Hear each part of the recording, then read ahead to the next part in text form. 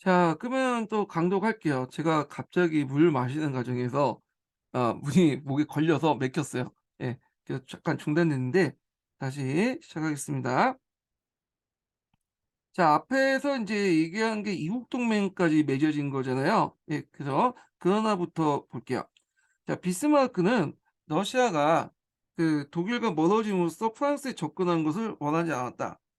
그래서 인제 그는 다시 러시아에 접근하여 발칸 방면에서 이해관계 대입을 주저하는 오스트리아를 설득해서 1881 년에 독일, 오스트리아, 이탈리아 간에 어 삼제 동맹을 뭐냐면 맺었다. 아니, 독일, 러시아, 오스트리아 간에 삼제 동맹을 설립했다. 이렇게 보시면 돼요. 자, 세 명의 황제가 모여 가지고 동맹을 맺은 거죠. 그러니까 종전에 맺었던 삼제 협약보다 좀 더 구속력이 있는 조약이다. 이렇게 보시면 돼요. 자, 그 내용은 동맹국이 제1국 동맹국 중 제1국이 제3가국의 공격을 받을 경우에 나머지 동맹국은 우호적인 중립을 지키고 트로크에 대한 서로 사전에 합의한다는 내용이다. 자, 요게 이제 내용이죠. 삼제 동맹의.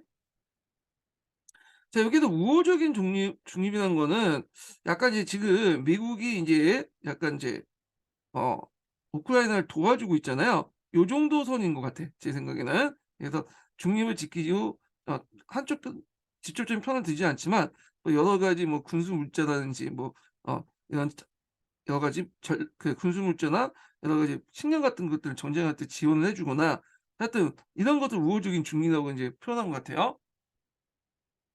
때마침 이탈리아는 눈독을 들고 있는 티니지를 프랑스에 뺏겨서 오스트리아와 독일에 접근했다. 자, 비스마르크는 요걸 이제 배경으로 이게 이제 삼국 동맹의 어떤 배경이죠. 그래서 비스마르크 이를 이용해서 1882년에 주로 어, 프랑스를 대상국으로 독일, 오스트리아, 이탈리아 간에 삼국 동맹을 맺었다. 한편 삼제 동맹은 3년이 기한이기 때문에 1884년 이를 갱신하였으나 1887년에 러시아와 오스트리아 관계가 악화되어 갱신되지 못했다. 어떻게든 러시아가 프랑스에 접근하지 않게 붙잡아 두고 싶었던 비스마르크는 같은 해 러시아와 재무장 조약을 알려진 비밀 협정을 맺었다. 그 내용은 그러니까 재무장 조약의 내용이에요.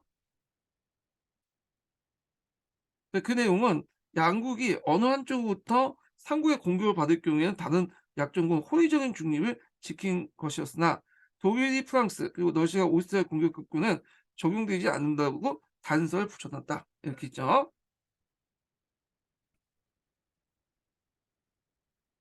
그래서 이 재무장 조약 같은 경우에는 비에듬 2세 때 러시아가 이 재무장 조약을 또 한번 갱신하려고 했거든요. 비에듬 2세는 거부하죠.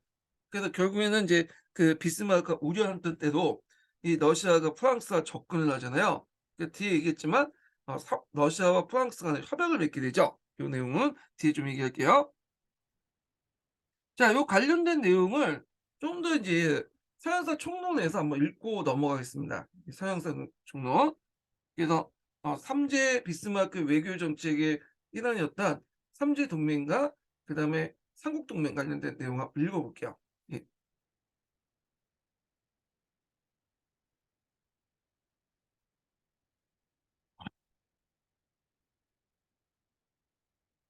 자, 여기 보면 이제 내용 보면 유럽 동맹 체제의 근원은 이게 몇 페이지냐면요.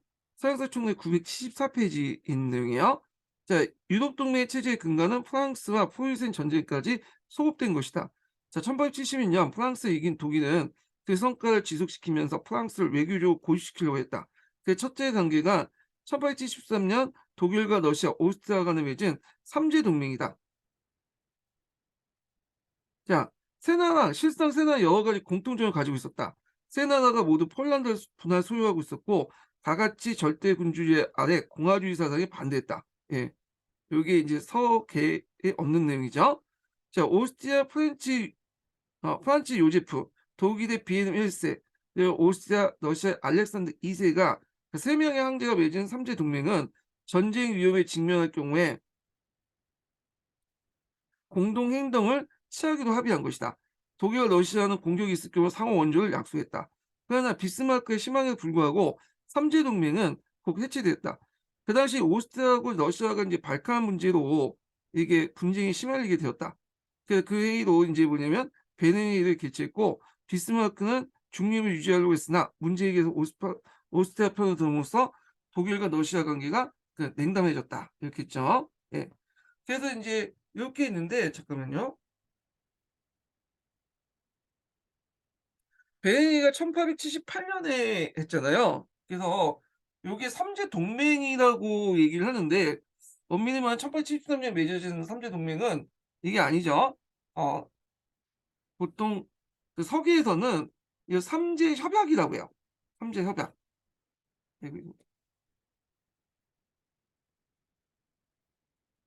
이게 번역상 약간 이제 여기는 동맹으로 해석하고 서기에서는 삼재 협약으로 해석하는데 하여튼 서기의 기준에 따르면 삼재 협약은 삼재 동맹이 아니라 삼재 동맹은 1181년에 맺어진 거야 이거는요. 예. 그러니까 삼재 동맹 그 전에 맺어진 거다. 그러니까 이렇게 보시면 되고 자 그다음 삼국 동맹을 볼게요. 1879년에 비스마르크는 오스트리아와 정부와 합의해서 양국 동맹, 이국 동맹이죠.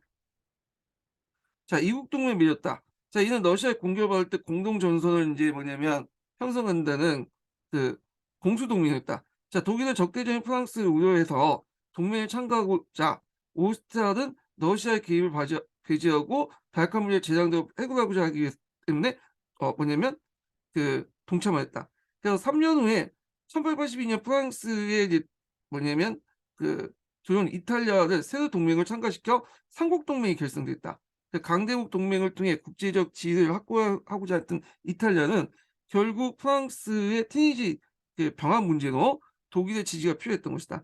자, 이 규정에 따라서 첫째, 삼국은 절대 동맹국의 이익에 배치되는 어떤 다른 동맹국에 가입하지 않는다는 것. 둘째, 이탈리아군 독일이 프랑스의 공격을 받을 경우 양국은 함께 프랑스의 선전 포기를 합의했다.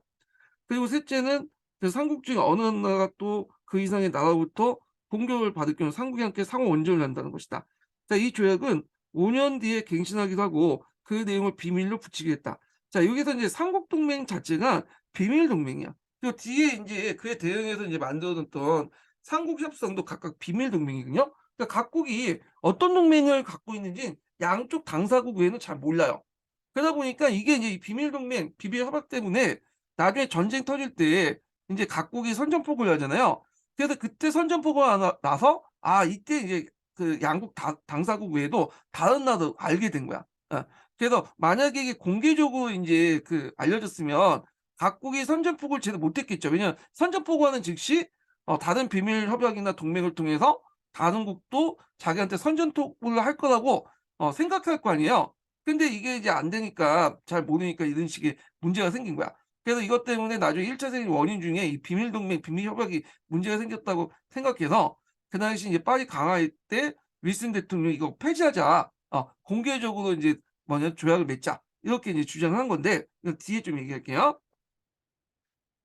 자, 그래서 이탈리아 측은 이 동맹 조약 내용이 영국을 대상으로 하지 않는다고 단서를 붙였다.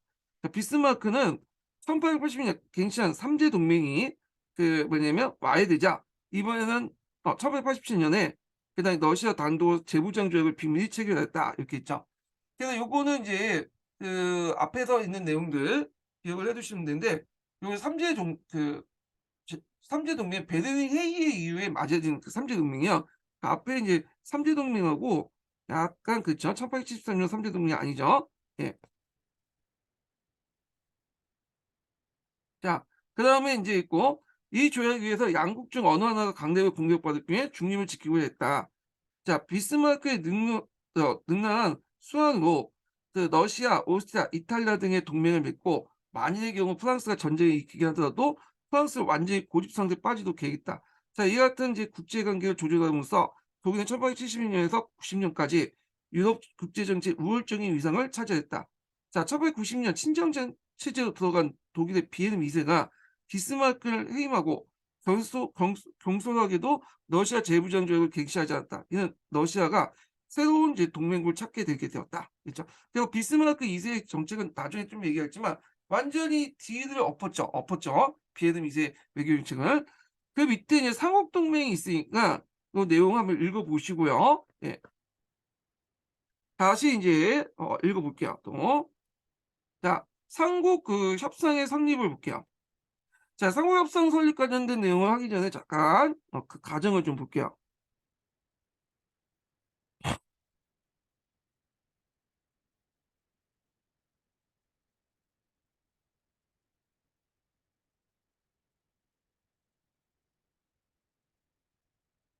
자, 삼국 협상이 이제 만들어진 과정이 이 비에름 2세의 외교 정책 때문이잖아요. 그래서 이 사람은 번게르만주의를 포방하고 비스마르크 외교 정책과 전혀 다른 외교 정책을 이제 하게 돼요. 자기가 직접 담당하죠, 이 외교 정책을. 자, 그래서 러시아의 재무장 조약 만기를 거부해서 결국에는 프랑스와 러시아와 협상을 배경이 되고요. 세계 정책을 위해서 기존의 영국과 프랑스의 기득권들을 가지고 있는 지역까지 침범하면서 부닥치게 되죠. 그래서 삼비 정책을 내세워서 삼시 정책까지 부닥치게 됐다. 자, 이런 것들이 이제 그 뭐냐면 어 러시아, 영국, 그다음 프랑스 간의 동맹을 불러일으키죠. 그래서 이제 첫 번째로 아까 재무장 조약이 갱신이 안 됨으로써 러시아가 프랑스에 접근해서 러시아 프랑스 협상이 성립되고요. 그다음에 또 영일 동맹이 설립되고 영풀 협상이 성립되고 영러 협상이 성립이 되는데, 이렇게 러시아 프랑스 간의 협상 그리고 영프 협상, 이 영프 협상 예전에 기초문제 나왔죠. 영려 협상, 이런 단계들을 거쳐 갖고 여기에 이제 세 개 나라들이 상호 간에 협상을 맺게 돼요. 근데 얘네들의 특징이 뭐냐면 다자 조약이 아니야. 그래서 양쪽이 맺은 조약이 뭐냐면 각각 맺어줬고 이것은 이제 협약, 삼재 협상이 난다.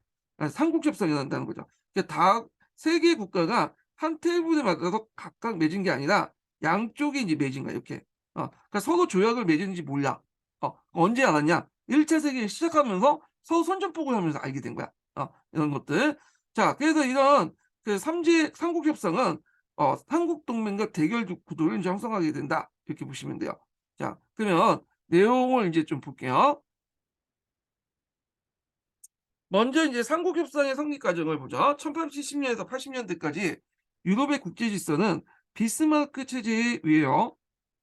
가까스로 평화와 세력 균형을 유지하고 있었다.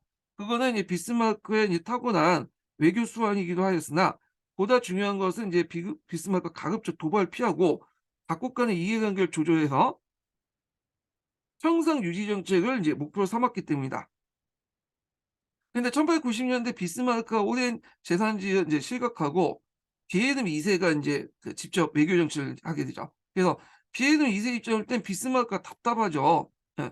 그리고 너무 꼰대 짓을 많이 해 요즘에. 그래서 오늘 MZ 세대에 해당하는 비에름 2세 입장 볼 때는 독일이 인제 이렇게 국력이 신장했는데 당연히 해서 팽창해야지 '왜 이 꼰대 같은 비스마르크가 그냥 가만히 있냐.' 이렇게 생각을 했겠죠. 그래서 이제 비스마르크 체제가 깨어지고 유럽의 국제 관계는 새로운 위험한 단계에 접어들게 되었다. 자, 그게 이제 발단이 됐던 것이 이제 이거죠. 재무장조약 갱신이죠. 그래서 1890년대 러시아의 재무장 조약이 만기를 됐을 때 러시아는 열렬히 이 갱신을 희망했으나 비에름 2세는 이를 거부했다. 그 결과 비스마르크가 그렇게도 두려워했던 러시아와 프랑스의 접근이 시작됐다는 거죠. 그래서 인제 앞에서 언급한 첫 번째 인제 삼국 협상 중에 러시아 프랑스 협상, 플러 형상이 이제 되죠. 너프 형상 협상이 이뤄지고 이게 1894년에 맺어지죠. 자, 독일로부터 버림받은 러시아는 오랫동안 국제적 고립에 있었던 어 고민했던 프랑스, 그러니까 독일로부터 버림받은 러시아와 오랫동안 국제적 고립에 고민했던 프랑스는 1892년 양국 간 평화를 위한 협의할 것을 약속한 정치 협약을 맺고요. 이 정치 협약을 더 발전시킨 것이 군사 동맹이에요. 1894년 이런 명백한 군사 동맹을 발전했다. 그래서 인제 이렇게 있고 그때 또 인제 서로 간에 인제 정치 협약을 맺고 그다음 러시아와 프랑스의 협상을 맺은 이유가 또 하나가 경제적인 문제도 있어요. 경제적 문제. 비에름 2세 이제 그런 정책도 있지만 경제적 문제도 있다. 그래서 이제 프랑스 자본의 어떤 필요성 이런 것들이 또 깔려 있다. 이렇게 보시면 돼요. 프랑스 자본의 필요성. 예, 서양사 총론 관련된 내용이 있는데 요건 좀 이따 얘기할게요. 그래서 이 비에նում 2세의 어떤 정책, 독일에 대한 어떤 위협, 그다음에 이런 그 프랑스 자본의 필요성 등등 해 가지고 결국에는 인제 그 조약을 맺었는데, 주된 내용은 프랑스가 독일 또는 이탈리아로부터 공격받는 경우에 러시아는 독일을 공격하고, 러시아가 독일 또는 오스트리아의 공격을 받는 경우에 프랑스가 독일을 공격하고, 이 협정은 삼국 동맹이 종속되는 한 유효하다는 거다. 자, 삼국 동맹은 이제 독일 중심으로 맺어진 거잖아요. 쉽게 말해서 프랑스와 러시아가 독일로부터 공격하면 상호 선전포고를 해서 같이 참여한다는 거야. 그래서 이 내용인데, 자, 하여튼 독일을 중심으로 삼국 동맹에 대항하는 프랑스와 러시아의 군사 동맹 성립은 비스마르크가 가장 우려했던 것이고, 유럽의 국제 질서는 명백히 새로운 단계에 접어들었다. 그렇다면 곧바로 독일과 러시아 또는 프랑스와 사이사이 긴장 관계에 조성한 건 아니다. 그것은 그들이 저마다 제국주의적 진출에 바빴고, 또한 그로 인해서 영국과 그 복잡한 이해관계를 얽히고 있었기 때문이다. 자, 영국은 그동안 명예로운 고립과 어 그다음에 대독 친선 관계를 유지했다는 거죠. 이 명예로운 고립 같은 경우에는 영국은 이제 어떤 인식을 갖고 있냐면, 백년 전쟁 이후부터는 영국은 유럽의 국가가 아니라는 그런 인식을 갖고 있어. 그래서 유럽 지금 유럽 연합한테도 그런 측면에서 얘기하고 있는데, 하여튼 영국은 딱 그 섬나라도 대륙에 있었던 그 전쟁들을 쭉 지켜보다가 한쪽이 좀 불리하면 이제 도와주는 거거든요. 우리가 생각하는 그런 세력 균형의 어떤 역할을 했던 것이요. 그래서 이걸 명예로운 고집이라고 얘기했는데, 그다음에 대독 친선 관계는 뭐냐면, 독일의 그 이제 그 왕조가 하노버 왕조잖아요.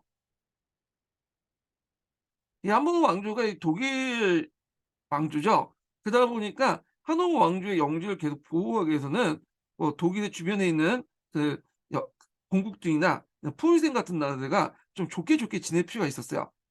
그러나 이런 외교 방침에 큰 방향을 가져오게 된 상황이 조성됐는데, 그 첫째 그 이유가 보면, 그러니까 이제 명예로운 고집에서 이제 벗어나서, 또는 그 대독 친선 관계에서 독일과 적대하는 그런 관계가 됐던 배경을 보면, 첫째는 열강의 경제적 군사적 발전이 영국의 절대적 우위를 더 이상 용 허용하지 않게 되었다는 사실이다. 그래서 앞에 이제 제2차 산업혁명 이후 19 세기 후반에 들어가면 독일이나 미국의 생산력이 영국보다 이제 능가하게 되죠. 그러니까 더 이상 인제 영국이 이제 주도할 수 없었던 거야, 세계 경제를. 둘째로는 비에름 2세가 그 적극적인 제국주의 정책, 즉 세계 정책을 추진하면서 이를 군비 확장 정책이란다. 확장 정책이었다. 세계 정책이라는 것은 비에름 2세 같은 경우에는 비스마르크와 달리 적극적으로 영국과 프랑스에 있는 지역도 인제 기득권 지역도 공격해 들어가잖아요. 자, 이렇게 적극적인 팽창 정책을 세계 정책이라고 해요. 제국주의 정책을. 그리고 그 일환으로 군비 확장 정책을 했는데, 그중에 이제 해군을 인제 양성하죠. 영국을 견제하고, 그리고 이제 해상을 통해서 식민지를 장악하기 위해서는 이 해군력이 필수죠. 특히 인제 영국의 큰 자극을 받으면 독일의 해군법 제정이다. 그냥 아예 법으로 그냥 해군의 그 톤수를 정해. 몇 년까지는 몇 톤까지 만들겠다, 전함을. 이런 식으로 이제 제정하는 거죠. 자, 이는 영국의 해군력의 강력한 도전을 뜻하고, 이후 두 나라는 치열한 건함 경쟁을 벌이게 되었다. 건함은 이제 함대 를 만드는 그거죠. 그래서 배를 만든다, 전투함을 만드는 경쟁을 했는데, 영국도 그 당시에 또 뭐냐면 해군법이 있었다고 했잖아요. 근데 독일도 해군법이고 뭐 이게 다른 거냐, 이게 이름이 비슷하냐, 그렇게 말하시는 분도 있는데, 해석하는 과정에서 막 해군법, 함대법 이런 식으로 이제 해석이 돼요. 그러니까 독일도 해군법을 만들었지만 영국도 해군법을 만들었다. 그 해군법 내용 앞에서 얘기했죠. 그래서 인제 2 에서 5 위까지, 2 에서 3 위까지 그 나라의 총 뭐냐면 함대 수만큼 더 많게 영국의 함대를 유지해야 된다라는 거잖아. 그래서 요걸 기준으로 해 갖고 해군법을 작성을 했다는 거.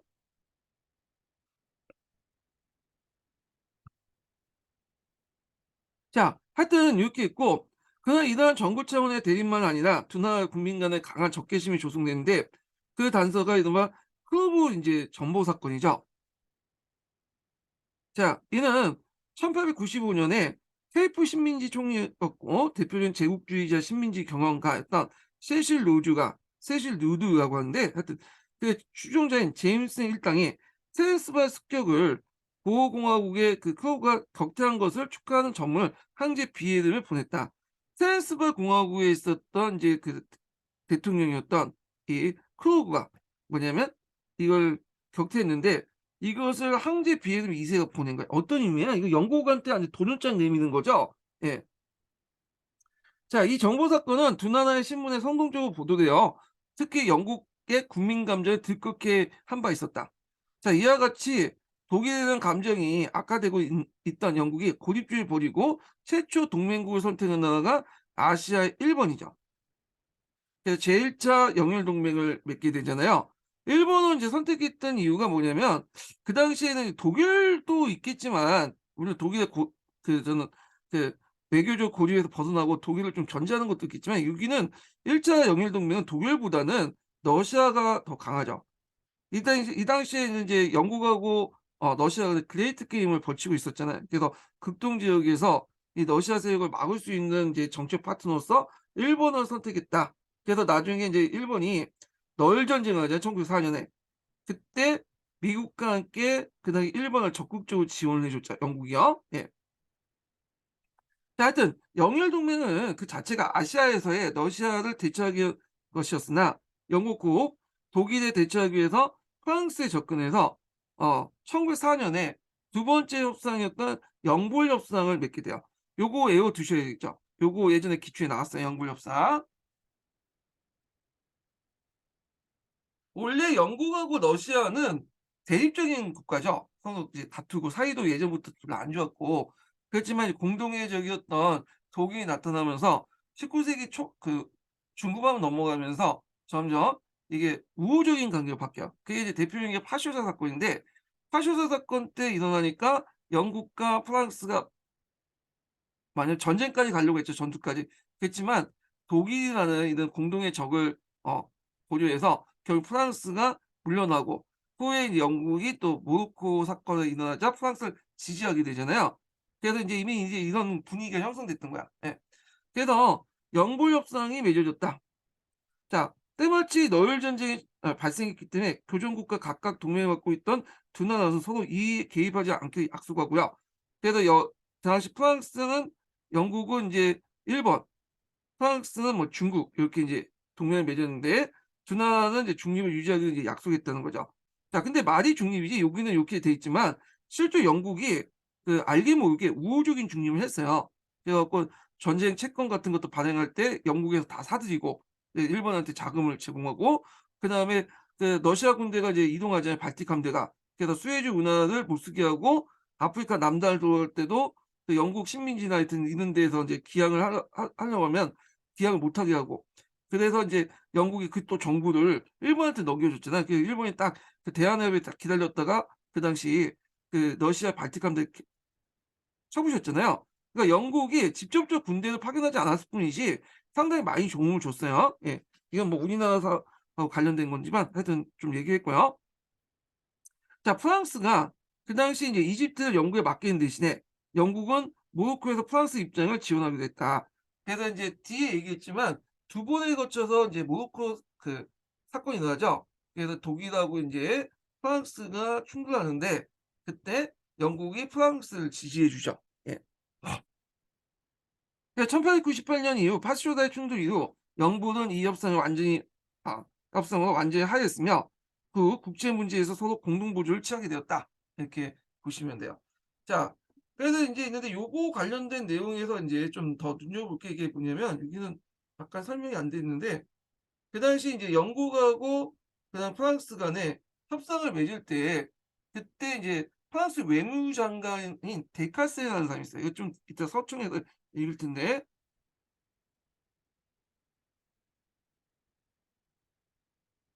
자, 이 데카센이 외교 활동이 상당히 눈에 데카센 외교 활동이 영국과 프랑스 협상에 큰 공헌하거든요. 그래서 이 사람의 외교 활동은 영국 간의 어떤 관계 회복이 있고 우호적인 분위기가 또 조성이 돼요. 예. 요런 것도 같이 이제 기억을 해 두시면 되고요. 자, 이제 마지막 남은 것이 영국과 러시아죠. 예, 영국과 러시아. 자, 영국과 러시아는 19 세기 때부터 그랜드 게임 이게 왜 계속 그러니? 그레이트 게임을 펼쳤다고 했잖아요. 근데 이제 1905 년에 이 러시아가 동방의 작은 나라였던 일본한테 패하죠. 그래서 이 러일 전쟁 때 패하니까 이제 영국이 이제 '아 러시아가 그렇게 힘이 강하지 않은구나.' 생각을 한 거야. 좀 마음을 놓고 인제 영국이 러시아한테 접근하죠. 특히 이제 그 러시아도 이제 전쟁 직후였고 그다음에 영국보다는 지금은 당장 독일을 막아야 됐거든요. 그래서 결국에는 그 영러 협상을 이제 맺게 되는데 영러 협상을 맺기 전에 그 당시 인제 그 러시아와 영국이 자기들이 싸운 곳이 많잖아요, 세계 곳곳에. 이거부터 인제 해결할 필요가 있었어요. 그래서 이제 페르시아 문제라든지 아프가니스탄 지역 이런 것들을 해결 하고 영러 협상을 이제 맺게 되는 건데 그 내용을 볼게요. 자, 영국은 러시아가 러일 전쟁에서 인제 패한 것을 보고 러시아를 접근하여 1907년 열 영국 러시아 협상을 맺었다. 성립했다. 자, 이 협상은 두 나라 간의 누적된 문제들을 해결함으로써 페르시아를 북부를 러시아로 그리고 남부는 영국의 세력권으로 삼았다. 그래서 페르시아를 둘러싸고 페르시아는 이란이에요. 그러니까 이 페르시아 지역을 요쪽은 러시아, 요쪽은 영국 이렇게 했는데 실제로 나중에 영국이 이 북부 지역까지 다 먹어요. 그래서 나중에 인제 그 이란 지역을 보호구 만드는데 요 부분은 나중에 기타도 할 때 좀 얘기하고요. 그다음에 아프가니스탄은 아까 치면 영국이 3번에 거쳐 가서 간신히 보호구를 만들었다 그랬죠. 그래서 아프가니스탄을 세력권을 인정하는 대신에 러시아는 흑해 방면 발칸방의 진출에 대해서 영국이 양해를 구했다. 자, 이렇게 서로가 양보를 할 수 있는 그 배경에는 그때 독일의 중동 지역에 대한 진출이죠. 그게 공동 대처라는 뜻이 내포됐다. 그래서 독일 같은 경우에는 비헤름 2세 때 3비 정책을 냈잖아요. 그래서 베를린, 아 그다음에 비잔티움, 콘스탄티노플과 바그다드를 뭐냐면 서로 연결시켜서 요걸 철도망을 깔려고 했죠. 근데 이런 지역들이 되게 이 중동 오스만 투르크나 이 중동 지역이 그 당시에 누구의 세력권에 있었냐면 영국, 프랑스, 러시아의 세력권으로 이렇게 나눠져 있었어. 근데 여기 안에 인제 독이 들어가니까 당시 영국과 프랑스, 러시아는 뭐 위기식을 느낄 수밖에 없잖아요. 이런 것들이 삼국 협상하고 연결된 거야. 예. 자, 이 영러 협상의 성립은 그보다 앞서 성립된 프랑스와 러시아 간 동맹, 그다음에 영국과 프랑스 간의 협상을 결합해서 영불러의 삼국 협상의 성립을 뜻하는 것으로 자, 유럽의 국제 관계와 세력 균형상의 결정에 중요한 역할을 한다. 이렇게 보시면 되죠.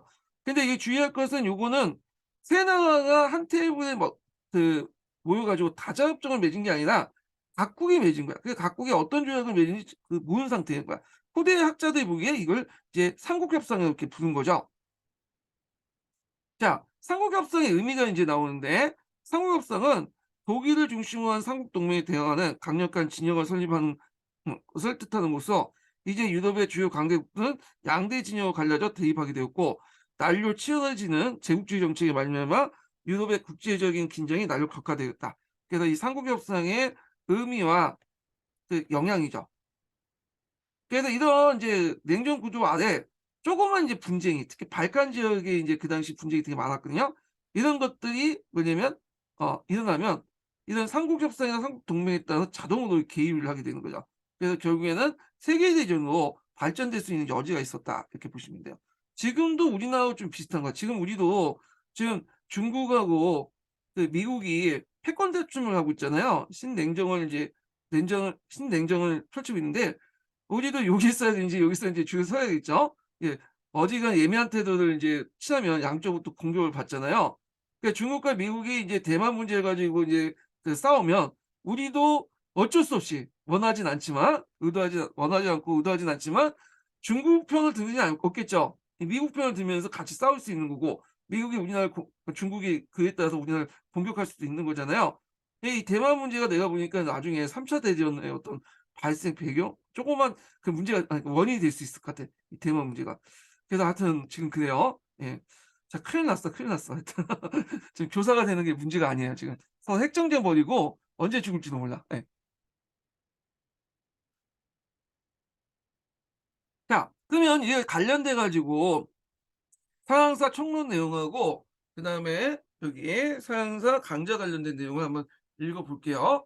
자, 사형사 총론 읽고 그다음에 강좌 한번 읽어보겠습니다. 자, 앞에서 얘기한 것처럼 이제 영국하고 그 당시 프랑스 간에 그 협상을 맺을 때 프랑스가 여러 외교 활동을 이제 펼치게 되는데 그걸 이제 좀 볼게요. 예.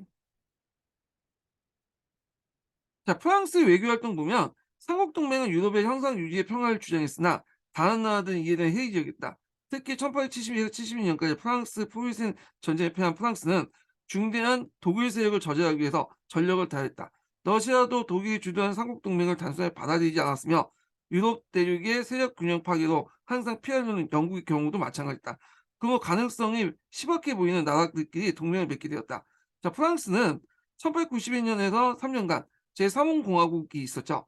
그래서 기반을 다진 후에 러시아 동맹을 관계 맺었다. 앞에서 얘기한 것처럼 이제 그 러시아하고 프랑스가 긴밀하게 연결돼 있는데 지금도 중국에서 이제 그런 미국의 압박을 피하기 위해서 어 미국과 관련 없는 국가들 간에 지금 동맹을 맺고 있잖아요. 1대1론이 뭐 어쩌면서 돈도 대주고. 이거 비슷하다고 보시면 돼요. 프랑스가 이제 러시아에게 국제적 고립을 피하기 위해서 자본을 많이 대줬어. 그래서 러시아가 이제 알렉산더 3 세부터 니콜 2 세까지 산업화가 됐던 것이 뭐냐면 이 프랑스의 자본이 러시아에 많이 들어왔기 때문에 그런 거죠. 자, 그래서 러시아는 당시 철도 부설과 급박의 산업 자본이 필요했는데 프랑스 정부와 금융계가 호의적인 반응을 표시했다. 그래서 프랑스와 러시아 사이에 1894년이죠. 자, 비밀리에 협약 체결된 조약은 다음과 같다. 자, 첫째, 프랑스가 독일의 공격을 받을 경우에 독일의 지원을 받은 이탈리아 공격을 받을 경우에 러시아를 모든 그러니까 프랑스가 독일의 공격을 받을 경우 혹은 독일의 지원을 받은 이탈리아 공격을 받을 경우는 러시아는 모든 가능한 병력을 동원하여 독일에 대응하며 러시아가 독일의 공격을 받을 경우 혹은 독일이 지원하는 이탈리아 공격을 받을 경우 프랑스가 가능한 모든 병력을 동원해 독일을 공격한다. 그래서 상호 인제 공격받으면 지원해 준다. 자동 개입한다. 이런 거죠. 자, 그래서 엄중히 비밀이 지켜진 이 조약은 삼국 동맹이 유효한 지속된다고 주장했다. 자, 그다음에 합친 형상을 보는데 이건 영국하고 인제 프랑스 간의 인제 그 협약 관련된 내용이에요. 자, 1898년 비스마르크가 죽은 후에 프랑스의 외무장관이 된 데칼스 이 사람이 인제 그 당시 영국과 프랑스 간의 신선 관계를 어 연결시키는 데 큰 역할을 했던 사람인데 자, 데칼세는 비스마르크가 애써 쌓은 독일 외교 관계를 거의 무로 돌리는 데 성공했다.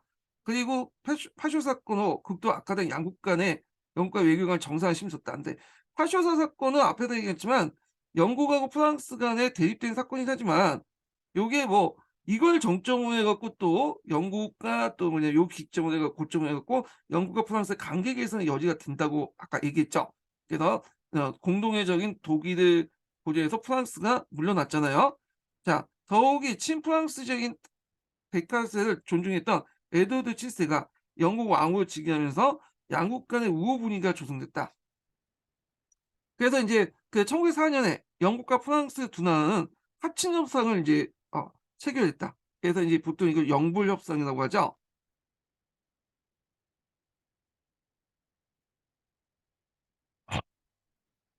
자, 이 협상은 프랑스는 영국의 이집트 철수 주장을 철회하고 그 대신에 영국은 모로코에 대한 프랑스의 체육수권을 인정한다. 그러니까 두 나라는 북아프리카에 관한 모든 분쟁에 대해서 상호 간의 외교 지원을 비밀리에 약속했다. 동맹 대신에 협상이라는 용어를 쓴 것은 두 나라의 약속은 일단 유럽의 세력 균형에서 영국의 필요성을 인정한 것이다. 그래서 이제 우호적인 뭐 중립 요 정도? 프랑스에 대해서 우호적인 중립 요 정도 인제 있는데 너무 대놓고 동맹을 할 경우에 종전의 명예로운 고립이 깨질 수 있잖아, 그 원칙이. 그걸 고려했던 거죠. 그러나 1900년대 초 영국의 외교적 고립주의는 여전히 명백한 것이다. 영국은 독일과 충돌을 하기 전에 프랑스가 강한 유대를 맺지 않으려고 하였다. 이렇게 했죠. 그래서 여기는 좀 약간 다른 관점에서 그 외교적인 어떤 고립을 유지를 했다. 고 이제 이야기하고 있죠. 근데 그 서기에서는 요게 이제 깨지는 형상들이 독일의 등장이고 그럼 약간 이제 요렇게 보시면 돼요. 그래서 어 영국은 표면적으로 외교적 독립, 외교적인 어떤 고립을 유지하려고 했지만 실제 독일이라는 이제 뭐냐면 그 강국이 등장하면서 프랑스와 그 독립이라는 말 대신에 협상을 썼다. 대신에 그 협상한 거는 요 정책 기조를 계속 유지하기 위한 어떤 것들이다. 근데 실질적으로는 요 기조가 깨지기 시작했다 이렇게 보시면 돼요. 표면적으로는 계속 유지하고 있지만 이런 협상을 맺으면서 뭐냐면 이렇게 외교적 고립에서 벗어나려고 했다. 그래서 표면적인 건 그렇고 실제로 그렇게 벗어나려고 했다. 뭐 이렇게 절충해서 받아들이면 될 것 같아요. 예.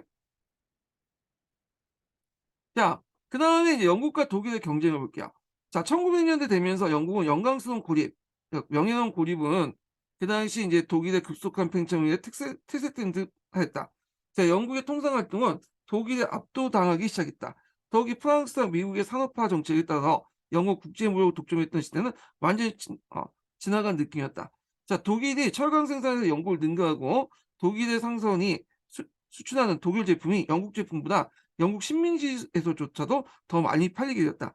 자, 이런 마당에 영국은 페어플레이만 내세울 수 없게 되었다. 1898년 이후 독일 황제가 세계 1급의 해군을 창설하여 독일 무역을 보호한다고 공언하면서 두 나라 사이에는 해군 증강 경쟁이 벌어졌다. 그래서 양국이 이제 함대법을 만든다고 했죠. 양국 국민은 정부의 해군 증강에 의해 필사적인 정부의 해군 증강에 의한 필사적인 노력으로 인해 무거운 가세를 요구받았으나 해상 세력에 의존한 국방사의 안전을 위해 부득이한 것으로 받아들였다.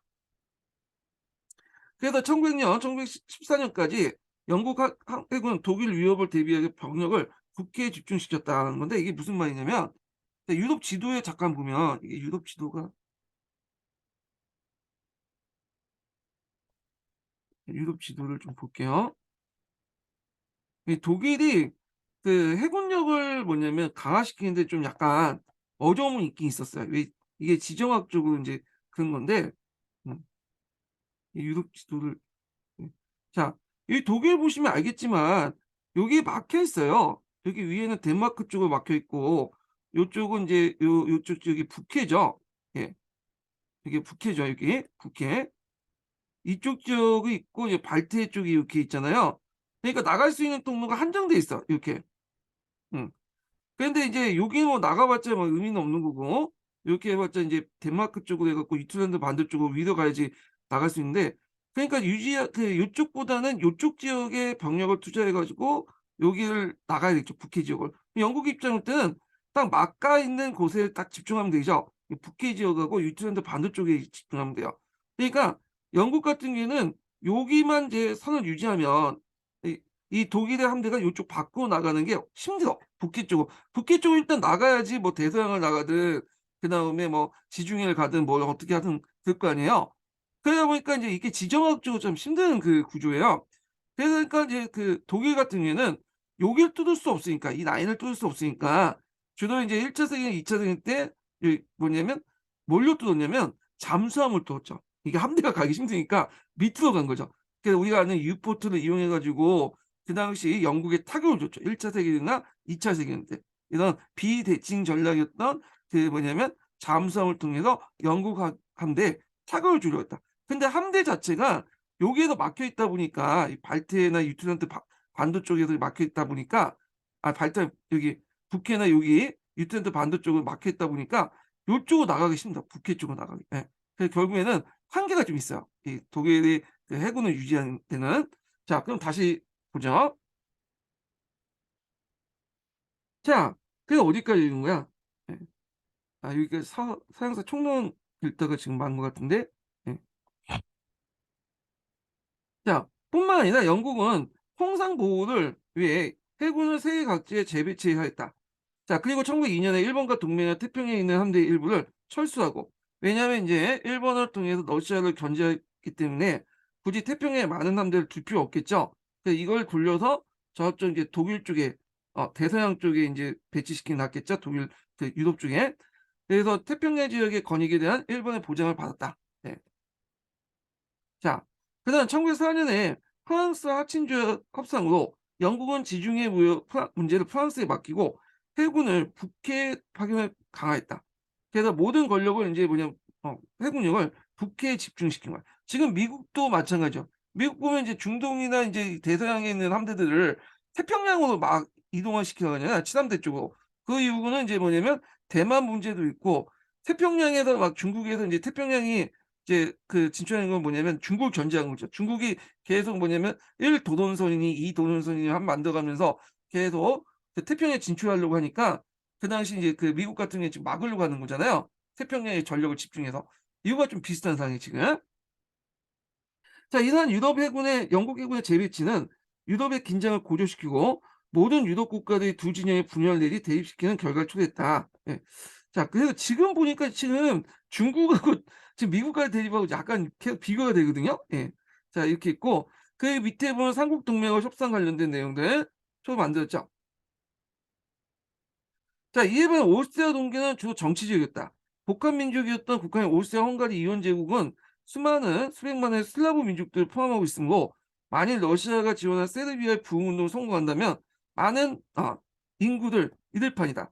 그러니까 세르비아는 인구 구성의 슬라브 민족의 압도적인 압도적이 많았으며 러시아의 큰 나라 생각하고 있었다. 세르비아는 앞에서 얘기했지만 베르니의 결과에 독립을 했죠. 그래서 세르비아 애국자들은 그러면 오스트리아 지배하는 보스니아 헤르체고비 지역을 통합해 대세르비아에 건설하려고 했다. 이 지역은 지금도 문제지만 여기에 세르비아인들이 많았어요. 오스트리아 지배는 원래 이 지역은 이제 그 트로크의 영토였다가 이게 오스트리아도 좀 넘어가죠. 오스만 트로크 영토였다가 오스트리아 넘어갔던 지역인데 요거에 대해서 이제 이 세르비아 가지려고 했는데 얘가 먹으니까 불만을 가질 수밖에 없겠죠. 자, 이 꿈이 실현된다면 오스트리아 제국이 붕괴될 것은 자명하였다. 자, 그래서 주로 이제 자체 방위를 가진 오스트리아 측에서는 러시아 본슬라브주의 더 위험한 정도 성장하기 전에 저지해야 한다고 확산했다. 만약에 보스니아 지역의 세르비아인들이 이 당시 세르비아 왕국 쪽으로 넘어가 버리면 이게 영향이 이제 당연히 다민족 국가였던 오스트리아에 영향을 미칠 수밖에 없죠. 그러면 그 오스트리아에 있는 이제 세르비아부터 해서 크로스타인 다양한 민족들 있잖아. 근데 너도 나도 독립을 하겠다고 막 들고 일어나 버리면 골치 아파지는 거잖아요. 그러니까 사전에 그걸 봉사할 필요가 있었던 거야. 예. 그런 것도 좀 같이 기억을 해 두시면 될 것 같고요. 자, 그다음에 인제 이런 그 대립 구도가 인제 유럽의 하위권 발칸에서 일어나는데 이건 좀 나중에 읽고 어 서강자 관련된 내용을 읽어 볼게요. 자, 493 페이지 볼게요. 자, 서강자 493 페이지 내용 보겠습니다.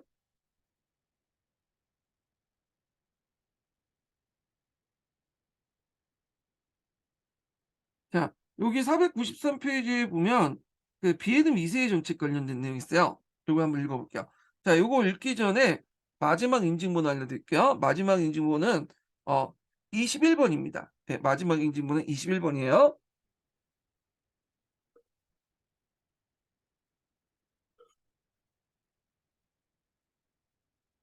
자, 비에드 2 세의 도전적인 세계 정책은 국제적 긴장을 한층 더 격화시켰다. 그는 비잔티움과 바그다드 간의 철도 부설권을 따내고 이를 베르린과 연결하는 이른바 삼비 정책을 강력히 추진했다. 자, 이는 유럽과 발칸반도, 중동을 아우르는 거대한 제국으로서 독일의 모습을 시전하려는 시도였다.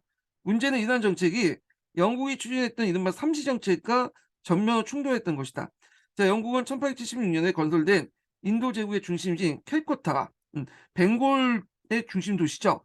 자, 아프리카 종단 정책의 구현의 핵심 거점인 이집트 카이로, 그 남아프리카 케이프타운을 상가고 연결하는 식민지 라인 형성에 심연을 기울이고 있었다. 한편 독일의 정책은 트루크와 지중해 진출에 모색했던 러시아도 정책과 정면으로 대립하였다. 자, 비에름 2세는 그 군비 확장 정책 또한 적극적으로 추진했다. 1898년에 3대법 이걸 이제 서양사계에서는 해군법이라고 하죠. 예, 그리고 앞에서 이제 얘기하는 이제 보니 영국의 해군법이 있고 근데 함대법이나 해군법이나 동일한 거야. 예. 서양사나 이런 것들은 이제 번역하는 기준이 확립되지 못해요. 그러다 보니까 번역하는 사람에 따라 이제 약간 뉘앙스가 다르게 이제 번역을 하거든요. 근데 그걸 고려해서 이제 보셔야 돼요. 자, 함대법 제정으로 본격화된 해군력 증강 프로그램은 영국에게 심각한 위험을 가했다. 그래서 함선의 총 톤수는 그 배수량을 기준으로 한 거죠. 그래서 영국 해군과 독일 해군의 격차는 1900에 3.7 대 1 에서 1910 년에 2.3 대 1 그리고 1914 년에 2.1 대 1로 좁혀졌다. 영국 해군은 자체적인 대규모 전력 그 증강 프로그램을 강력하게 추진함으로써 독일 해군에 대한 우위를 저지시키려고 했다. 그러니까 1906 년에 진수된 혁명적인 대전함. 보통 전함 같은 경우에는 이 전함은 톤수를 이제 배수량을 기준으로 하는데 이게 몇 톤이더라? 이름을 까먹었는데 만 톤인가? 10만 톤인가? 하여튼 그래요. 그래서 그 당시에는 어떤 그 사상을 갖고 있었냐면 이게 거한 거포주의라는 게 있어.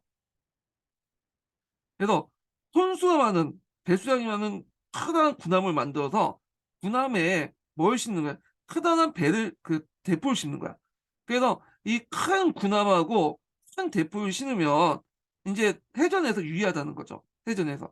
그래서 여기는 보통 이제 작은 배들 있죠. 그 밑에는 이제 순양함급 그다음 구축함, 호위함 이런 배들은 한두 대 맞으면 이게 침몰되잖아요. 근데 이 군함 같은 경우에는 한두 대 맞는다고 해서 침몰되는 게 아니거든요. 그리고 여기에서 거함에서 거포를 쏘면 어떻게 되겠어요? 이 강력한 이제 그 폭이 네 폭탄이 그 배를 한순간에 침몰시킬 수 있죠. 그래서 이렇게 큰 함대야 그 전함과 큰 대포를 실은 이 전함을 상당히 중요시했어.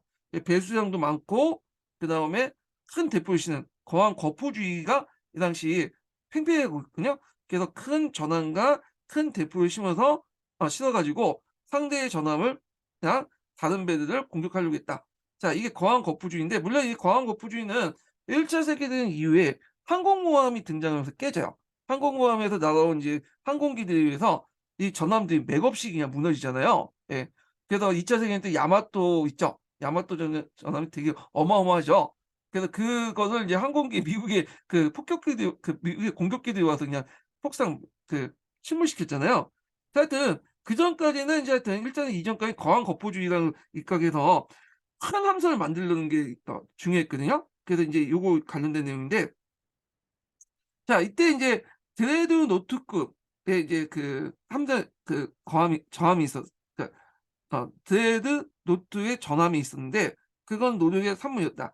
자 이에 대해 독일 연구은 그에 필적한 신형 대전함이나 구축함뿐만 아니라 아까 지금 말했던 유 유튜브 유보트 같은 잠수함을 만들었죠. 예.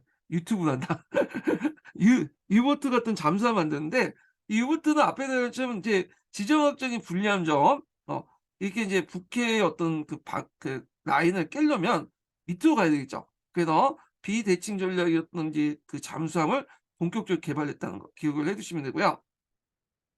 그래서 이 건황 경제 대규모 거항 거포주의 입각에서 큰 배수량의 전환과 그 배수량의 커다란 배를 대포를 싣는 그 건황 경제는 영국하고는 프랑스와 러시아와의 동맹 체제에 합류해 그 중심적 역할을 하도록 하는데 결정적인 기여했다. 그래서 영국이 비록 쇠퇴했지만 나름대로 거항 고포를 가지고 있는 큰 전함을 가지고 있기 때문에 당연히 프랑스나 그 당시 이제 누구야 그 러시아가 그 영국을 중심으로 단결할 수밖에 없겠죠. 그래서 거기에서 인제 나름대로 우위권을 확보할 수 있었죠. 그러나 이러한 군사주의가 영국이나 독일에만 국한된 형상이 아니었다.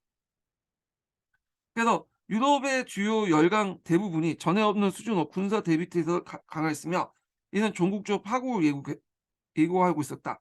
한편 유럽의 주요 국가들은 1870 년부터 본격적 국주택이 시작한 집단 안보 체제의 망 속에 얽혀 있었다. 독일, 오스트리아, 러시아 간에 나는 천의 재산, 비스마르크 외교적 수완을 결실을 맺어 그다음 일제히 1874 삼재 동맹이 맺어졌고요. 그다음에 삼재 연맹이라고 인제 여기는 또 표현되네요. 그래서 그 앞에 그 뭐냐면 서기에서는 삼재 협약이라고 하죠. 어떤 건 서초는 삼재 동맹이라고 하잖아요. 그래서 이게 볼 수 있듯이 명칭이 약간 번역하는 거는 좀 다를 수 있다. 이렇게 인제 염두에 두시고 보시면 될 것 같아요. 자 그래서 한때 러시아와 나머지 두 국가 간의 갈등 관계로 인해서 심각하게 약하긴 했지만 그 당시 이제 동맹 체제는 러시아와 프랑스가 가까워진 걸 경계로 했던 비스마르크를 노리고 1881 년에 이때 맺은 게 삼재 동맹이죠. 얘는 더욱 공식적인 관계로 발전됐다. 1882 년에는 프랑스의 트니지를 빼앗겨 독일과 오스트리아 접근했던 이탈리아 간의 삼국 동맹이 결성됐다. 자, 불가리아 문제로 1885 년에 그래서 86 년에 오스트리아가 러시아 간의 관계가 악화되면서 독일, 오스트리아, 러시아 간의 집단 동맹 관계가 결국 완화되었다. 이때 집단 동맹 관계는 삼재 동맹이죠. 그러나 다시 한번 비스마르크의 발빠른 대응에 힘입어 1887 년에 독일과 러시아가 은밀하게 재무장 조약이 체결됐다. 자 그러나 비스마르크의 실각과 그를 대신해서 외교 정책을 직접 지휘한 비에르 미세의 공격적인 외교 정책으로 유럽의 국제 질서는 1890 년에 이후 심각한 위기에 맞았다. 그래서 1890 년에 완료된 재무장 조약에 대해 러시아는 갱신을 강력히 요구했지만 비헤름 2세는 이를 일관되게 거부했다. 자, 유럽의 국제 질서 속에서 점점 고립감을 느꼈던 러시아는 결국에는 앞에서 언급했던 1892년 프랑스와 동맹 관계를 맺었고, 이는 비스마르크가 국도 경계했던 상황이었다. 자, 영국 또한 프랑스와 러시아 간의 동맹 관계에 합류했다. 그래서 19세기 말 이대로 영국은 외교적인 그 명예로운 고립을 정책을 포함하면서 세력 균형의 유지 상태가 유지가 되는 등 유지되는 한 유럽 대륙에서 멀어지는 일련의 사건을 적극적으로 개입한 걸 삼가였다. 대신에 그들은 해외 식민지나 자치령의 자국의 이해관계를 증진하는 데 몰두했다. 그러나 강력한 독일 통일의 등장과 독일의 오스트리아 및 이탈리아 동맹 결성, 그리고 무엇보다 건한 경쟁에서 대표된 독일의 적극적인 군비 확장은 영국하고는 기존의 외교 노선을 수정할 필요성을 느끼게 됐다. 그래서 여기에서 이제 첫 번째 이유가 있죠. 독일의 등장. 그다음에 건한 경제 이런 것들. 여기에다가 이제 또 앞에 서기에서 말한 것처럼 독일하고 그다음에 미국이 제2차 산업혁명 결과 경제력이 향상됐죠. 이런 것도 이제 고려를 한 거죠. 그래서 겉으로는 명예로운 고립을 계속 유지를 했지만 그 앞에서 말한 것처럼 그 일환으로 인제 그걸 뭐예요? 어 그 협상이라고 했잖아요. 잠깐만 뭐라고 했죠? 갑자기 이름이 생각이 안 나네. 음. 협상. 협상 맞아. 자, 협상이라는 말을 썼죠. 영불 협상 같이. 예, 동맹이 아니라. 자, 그치만 그 뭐냐면 실질적으로는 이렇게 명예의 고립을 이제 벗어나기 시작했다. 표면상으로는 이제 계속 명분을 유지하기 위해서 명예의 고립을 원칙을 유지하기 위해서 협상이라는 말을 썼지만 실질적으로 그게 뭐냐면 이런 명예의 고립에서 벗어났다라고 이제 해석을 하면 되겠죠. 예. 어디까지인가요? 예. 읽을게요. 자, 그래서 결국 영국의 고립주의는 아시아에서 그 러시아 세력 확장을 막기 위해 1902년에 일본과 동맹 관계를 체결하고요. 그래서 결국 종식되었다. 자, 그런데 이제 일본과 그 동맹 관계를 체결하면서 결국 종식됐는데 이거는 영국의 고립주의 정책이 어, 표면적으로 유지됐지만 실제로 끝났다 이런 의미로 해석하시면 되겠죠. 앞에 있는 문장하고 해석하시면. 그래서 이제 러시아 세력 확장을 막기 위해서 일본과 동맹을 맺고 그와 동시에 부수적으로 이제 태평양 지역에 있었던 그 영국의 함대들을 북계 쪽으로 이동을 시키죠. 그래서 독일에 이제 왔는데 힘을 쓰게 되죠. 그 역할, 빠졌던 그 전력 공백의 역할을 일본이 대신 해 주는 거죠. 자, 이러한 변화는 경쟁 관계에 있던 유럽의 주요 여러 열강들의 관계 개선을 위한 노력으로 확대되어 1904년에 영불 협상을 결성되기 이뤘다. 자, 이로써 두 국가는 전쟁 직전까지 두나 몰고 왔던 1894년에 파쇼 사건을 상징과 같은 오랜 분쟁 관계의 종집을 찍고 평화 공존의 관계를 공식화시킬 수 있다. 의의죠, 이게 의의. 영불 협상 의의. 그래서 협상이라고 계속한 것은 동맹이 하지 않고 협상한 것은 앞에 한 것처럼 겉으로는 영국의 고립주의 정책을 계속 내세웠기 때문에 그런 거죠. 그렇지만 실제로 그 뭐냐면 동맹 관계였다 보시면 돼요. 그래서 원칙을 지키면서도 나름대로 동맹 관계의 실질적인 관계를 맺었다. 이렇게 보시면 되고요. 자, 그렇게 하면 러시아가 너일 전쟁의 충격을 그런가 하면 러시아가 너일 전쟁의 충격적인 패배로 당할 이게 왜 이렇게 안 돼 또? 잠깐만요.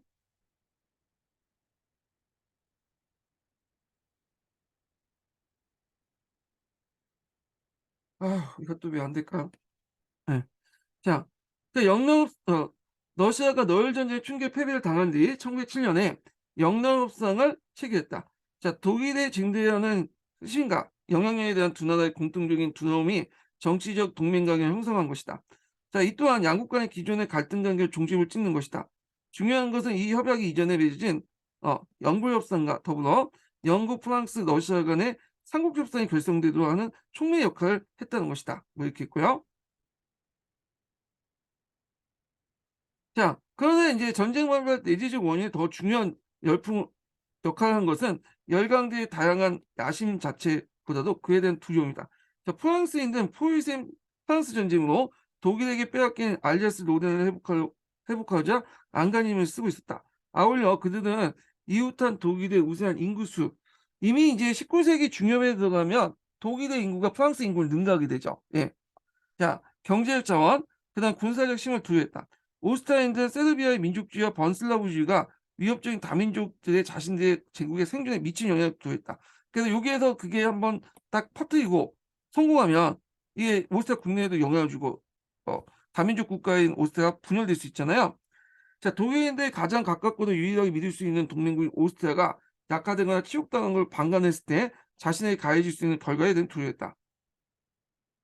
자, 러시아인들은 세르비아에 대한 오스트리아의 위협이 슬라브주의 종주국으로서 자신들의 위신과 권위에 가하게 될 부정적인 영향에 대해서 두려워했다. 반면에 영국은 경쟁 관계에 있는 국가다. 특히 대규모 현대식 해군을 보면 독일에 의해 저지대 국가들이 점령한 걸 두려웠다. 저지대라는 건 네덜란드, 벨기에 그런 국가들이죠. 예.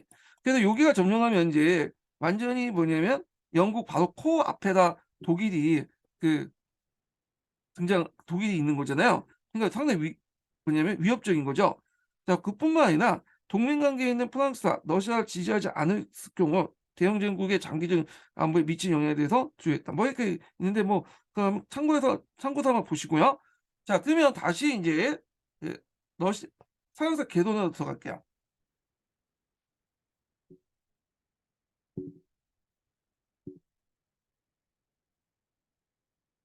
자, 국제적 긴장 관계 격화해 볼게요.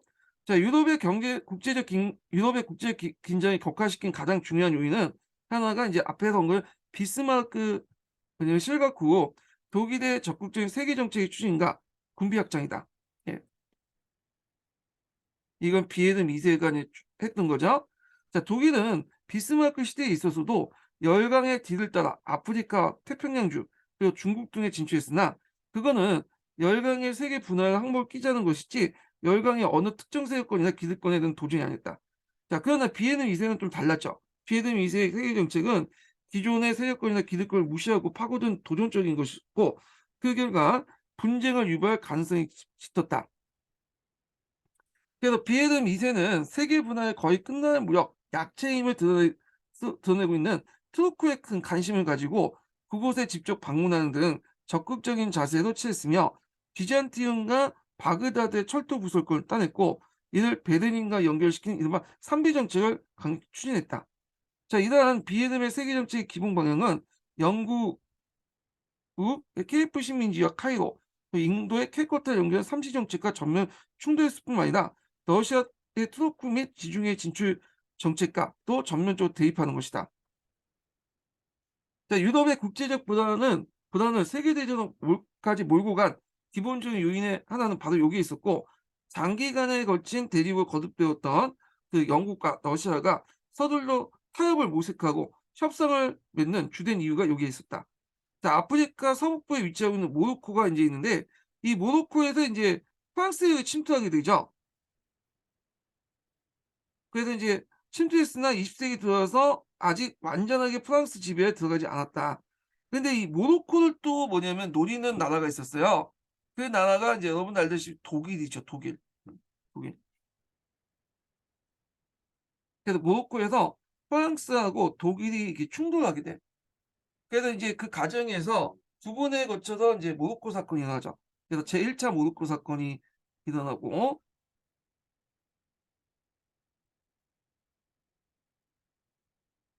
그리고 제2차 모로코 사건이 나요. 제1차 모로코 사건은 1905 년에 일어났죠. 그래서 비에르 미세가 이제 모로코에 상지를 향해 방문해서 모로코의 영토 보존과 문호 개방을 주장하거든요. 예. 그런 것도 인제 그 당시 모로코의 기득권을 가지고 있는 프랑스의 신기를 건드리죠. 결국엔 영국이 프랑스를 지지함으로써 독일이 후퇴하게 되고 그래서 제2차 모로코 사건은 1911 년에 일어났어. 모로코에서 인제 그 내란이 발생하니까 독일이 군함을 파견해요.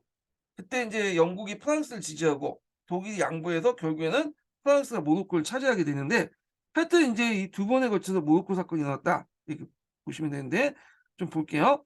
자, 프랑스는 영구 협상을 통해서 자, 이곳에서 우월한 지위와 영국의 지원을 약속받고 있었는데 바로 그 협상이 맺어진 다음에 1905 년에 황제 비에르 미세가 도년 모로코의 탕지를 한번 공식 방문하고 그 모로코의 영토 보존과 문호 개방을 주장했다. 이게 제1차 모로코 사건이고요. 자, 이 사건은 결과 열강에 큰 충격을 주었으며 다음에 에스파냐의 안제시레스에서 국제회의에서 프랑스는 영국을 비롯한 열강의 지지를 얻어 모로코의 우월적 지위를 확인받고 고립된 독일이 물러섬으로써 일단락됐지만 이후 대전에 발생한 예감 베스 이후 한때 대전의 발생을 예감하게 하는 위기를 조성했다. 자, 이로써 인제 독일은 모로코를 완전히 포기한 건 아니었다. 그래서 1911년 봄 모로코에 내란이 발생하여 모스크바란다. 프랑스가 이를 진압하기 위해서 군대를 파견하자 독일은 모로코에 아가디르 항을 군함을 파견해 다시 일촉즉발의 위기를 감뒀다. 이게 인제 2차 모로코 사건이죠.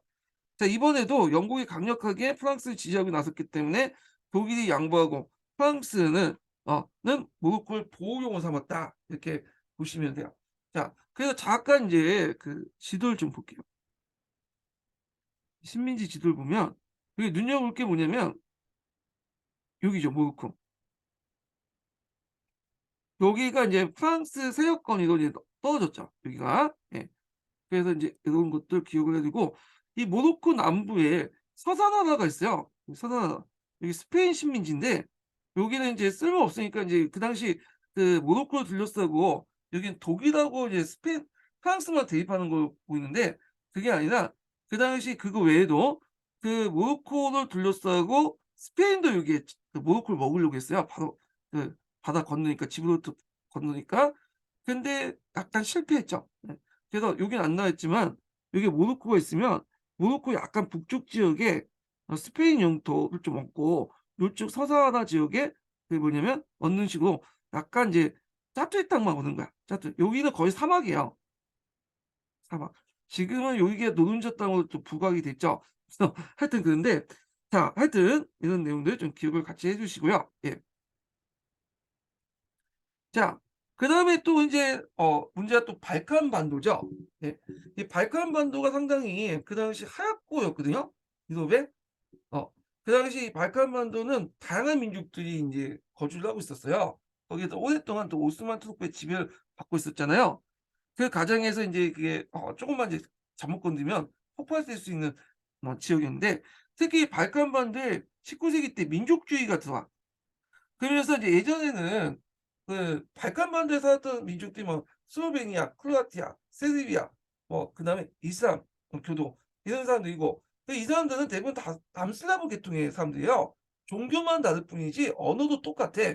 그러니까 예전에는 그냥 이웃사촌처럼 지냈는데 19 세기 들어오면서 이제 민족주의가 확산되면서 나는 세르비아인, 크로아티아인, 그다음에 슬로베니아인 이런 이제 어떤 정체성을 갖게 돼. 그러면서 인제 종교 문제와 연결되고 또 오스만 투르크와 또 오스트리아, 러시아 또 연결되면서 싸움이 일어난 거야. 예전에 그렇게 평화롭게 살았던 사람들이 같은 언어와 그리고 많은 풍습들을 공유했던 사람들이거든요. 우리도 똑같잖아요. 우리도 좀 언어, 문화 다 똑같고 종교만 다른다고 민족이라는 거 이렇게 달라지지 않는데 그 당시에는 남 슬라브족들이 같은 언어를 쓰는데도 종교가 다르기 때문에 이렇게 나눠지게 된 거야. 크로아티아는 카톨릭, 세르비아는 그리스천교 이런 식으로. 자, 그러면 이제 좀 볼게요.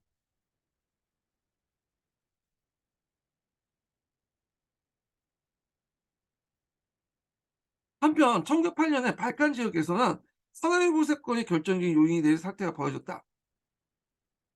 1878 년에 베르린에서 오스트리아가 가게 된 보스니아와 헤르체고비나의 합병을 선언한 것이다. 그래서 인제 원래는 베르린에서 갈림을 맡다가 행정적으로만 통치하다가 오스만 투르크 내에서 청년 투르크당이 인제 혁명이 일어나니까 혼란기를 틈타서 오스트리아가 여기를 꽁꽁 먹은 거죠. 자, 그런데 이 지역은 앞에서 말한 것처럼 세르비아가 먹으려고 했던 거기 때문에 그 당시 세르비아는 여기까지 합방해서 대세르비아를 만들려고 했는데 당연히 세르비아의 분노를 불러일으킬 수밖에 없겠죠. 자, 그래서 인제 있고 제2차 모스크 사건을 전후해서 유럽의 변두리 지역에 드디어 국지 정쟁이 터지기 시작했는데 1911년 열강의 간신인 모로코 사건을 쏠리고 있는 틈을 타서 이탈리아의 이탈리아는 아직도 아프리카 트로크령으로 있는 트리포리의 군대를 방해 이를 점령했다. 자, 이걸 이토 전쟁이라고. 이토 전쟁. 그러니까 여기가 트리포리가 이제 그 지역이 오늘날 리비아죠, 리비아. 자, 이 무렵 투르크에서 칼말 파샤가 인제 영도하는 청년 투르크당이 결계하여 혁명을 일으켰고 그리고 어 그 이 칼말 파샤가 용도하는 거예요? 아니 칼말 파샤는 그 약간 그래. 이 칼말 파샤는 뒤에 그 국왕이 됐던 인물이고 1차 세계대전 때 인제 그 뭐냐면 전투에서 무슨 전투죠? 갑자기 생각이 안 나네. 갈리폴리 전 그 갈리폴리 이런 그 전투가 있었죠. 그래서 이거 이때 부각됐던 거고 이건 후에 인제 그 뭐냐면 칼말 파샤가 이제 여러 가지 개혁을 했잖아요. 근데 아직까지는 그때까지는 뭐 특보적 같은 존재이기 때문에 좀 그렇고 하여튼 청년 트로커당이 결계하여 혁명을 일으켰고 트로크의 근대화를 부르짖고 있었다.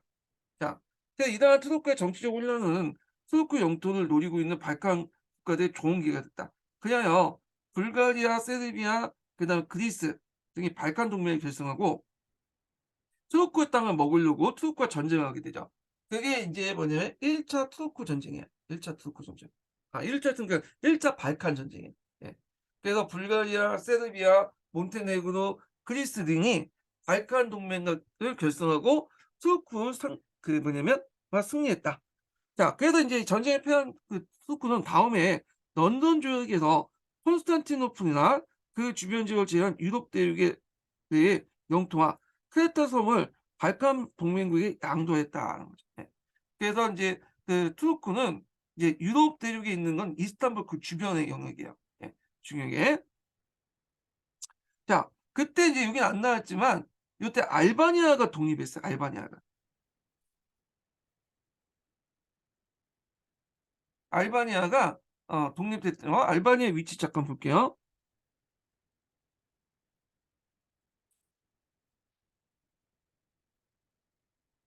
자 여기죠. 알바니아가 이렇게 독립을 했어요, 이때. 세르비아에 있고 요 몬테네그로 있죠. 몬테네그로 요즘에 많이 뜨죠. 테라사테, 루나사테 그 누구죠? 권도영 대표가 여기 잡혀 있다고 하는데 조그만 동네예요 그게요. 자 알바니아가 그 뭐냐 독립을 했죠. 근데 알바니아는 왜 이렇게 이를 독립했냐면 원래 이게 그 오스만 투르크의 영역인데 요 땅을 독립시켜서 누굴 견제시키려고 세르비아에서 요 학대를 건지신 거야 요걸. 그래서 여기를 독립을 시킨 거야. 예. 그래서 이렇게 좀 기고요. 당연히 세르비아 입장일 때는 이것도 불만이 있죠. 여길 좀 먹어 보려고 했는데 오스트리아 때문에 안 된 거잖아요 지금. 예. 자 그러나 새로 획득한 영토의 분배 과정을 둘러싸고 불가리아가 너무 많이 먹었다. 그래서 인제 하여 제2차 발칸 전쟁이 발생했어요. 그래서 이 제 발칸 전쟁은 불가리아 발칸 동맹 간의 전쟁에서 했거든요. 그래서 인제 있고 독립된 불가리아가 크게 패했고 그리스는 크레타를 비롯한 여러 개 4 개의 여성과 마케도니아 일부였고요. 세르비아와 루마니아도 그 영토를 확장했다. 그때 인제 그 조약이 부카레스트 조약이에요. 부카레스트 조약을 맺게 됐고요. 그다음에 세르비아는 이기에 지난 알바니아 세르비아는 이기에 지난 런던 조약에 독립된 승인된 알바니아를 병합하여 아드리아의 출구를 얻으려고 했지만 오스트리아의 강경한 반대로 뜻을 이루지 못하고 오스트리아에 대한 반감이 한층 격화되었다. 이렇게 했죠. 네. 그래서 인제 여기 잠깐 지도를 보시면 여기 세르비아가 여기까지 먹으려고 했는 거죠. 여기. 그럼 요쪽으로 나갈 수 있는 거잖아요, 통로를. 이 내륙 국가인 세르비아 입장에서는 상당히 필요했던 건데 오스트리아가 너무 반발이 심하니까 결국에는 좌절되죠. 그러니까 세르비아는 오스트리아에 뭐냐면 기분이 나쁠 수밖에 없어. 일단 여기를 먹으려고 했는데 오스트리아가 먹어 버리고 여기를 먹으려니까 여기를 먹어 버리고 그러다 보니까 인제 오스트리아 반감을 느낄 수밖에 없고 오스트리아 입장은 이 세르비아 성장을 막아야 되겠죠. 왜냐하면 얘가 점점 커져서 주변 지역을 다 먹고 다니면 오스트리아에 있는 그 슬라브 계통의 어떤 소수 민족들이 들고 일어날 거 아니에요. 그러면 제국이 분열되고 그런 거 연결시켜서 인제 보시면 될 것 같아요. 어. 자 그래서 인제 한번 또 보고 다시 인제 넘어가서 자 19 세기 후반에 국민국가의 발전과 더불어 각국 간의 국제적 협조를 도모하는 움직임이 나타났다. 그래서 크림 전쟁 때 직접 현지에 가서 부상병을 강화한 영국의 나이팅게일이 여사의 기원을 갖는 국제 적십자사나 만국 우편 협회 그리고 만국 정신 협회가 그 좋은 예이다. 그래서 1896 년에는 세계 올림픽 대회가 이제 시작되었고 처음에 1차 그 근대 올림픽이 이제 1차 그리스에서 아테네에서 인제 열렸죠. 한편 열강의 제국주의 정책의 추구로 국제 관계가 긴장되고 서로 다투어 군비 확장에 열중하는 상황이 전개되자 이를 제한하는 움직임도 나타났다. 최초에 이제 그것이 1899년에 네덜란드 헤이그에서 열린 만국평화회의죠. 요 만국평화회의가 1차 만국평화회의예요. 이해에서 러시아 황제가 군비 확장에 따른 재정 부담을 감당하기 어려워 이를 축소하는 뜻에서 제청했고, 당시 강대국을 포함한 26개국이 참가했으나 군비 제한은 실패했다. 그러나 이제 국제중재재판소가 성립하고 독가스의 사용 금지, 그다음에 전쟁포의 대우 등을 대한 규정이 채택되었다. 자, 그리고 나서 우리나라 관련된 내용이 있죠. 2차 만국평화회의죠. 우리나라의 이준, 이상설, 이인종이 세 투사가 참석을 했던 제2차 만국평화회의가 1907년에 역시 회의가 열렸으나 군비 제한에 성공하지 못했고요. 요때 이제 했던 게 뭐냐면 선전포고를 하는 거야. 선전포고. 예. 결국에 양국 간에 싸울 때 선전포고를 하자라고 이제 한 거야. 왜냐면 그때 너일 전쟁 때 일본이 기습을 공격했거든, 러시아. 이게 러시아가 정정당당하지 못하다고 생각한 것 같아요. 그러니까 선전포고를 하겠다 하면서 이렇게 이제 정한 거죠. 양국 간의 전쟁할 때. 자, 그래서 이제 이렇게 했고요. 그다음에 서양사 총론 관련돼서 잠깐 읽어볼게요. 자, 유럽의 하약과 관련된 내용인데, 어, 일단 여기 넘어가고 발칸 전쟁 관련된 내용을 좀 볼게요. 예. 소수민족 문제와 발칸을 볼게요.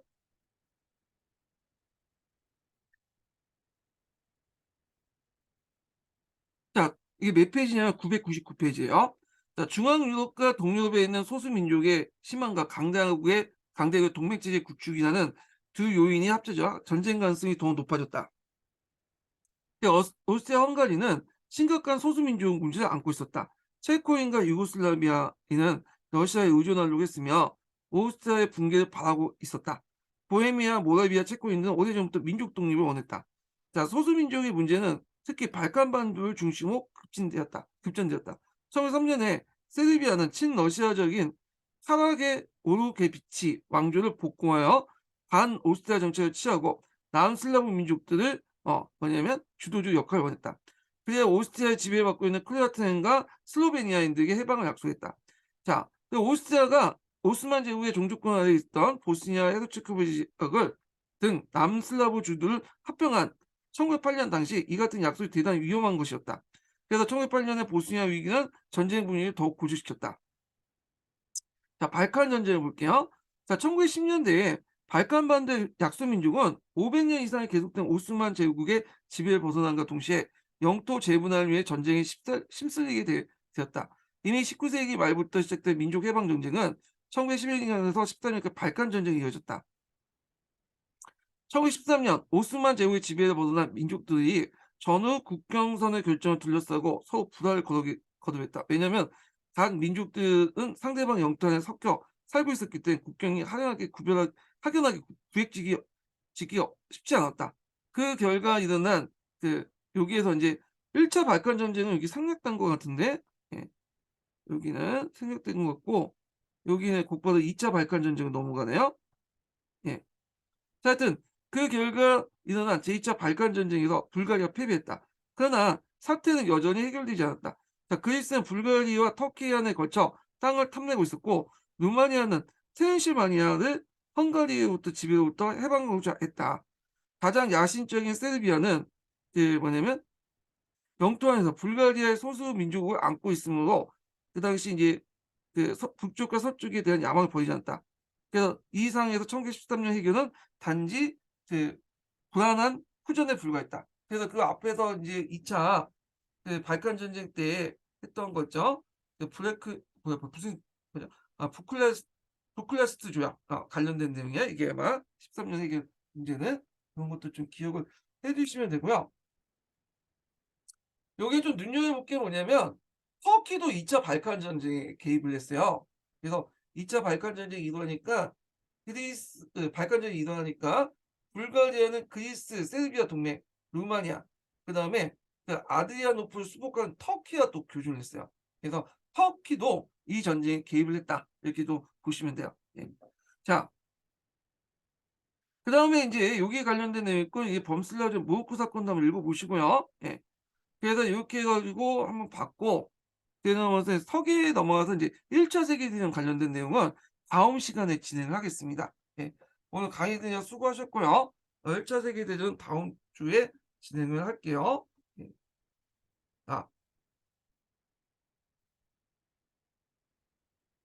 자, 그래서 끝나겠습니다.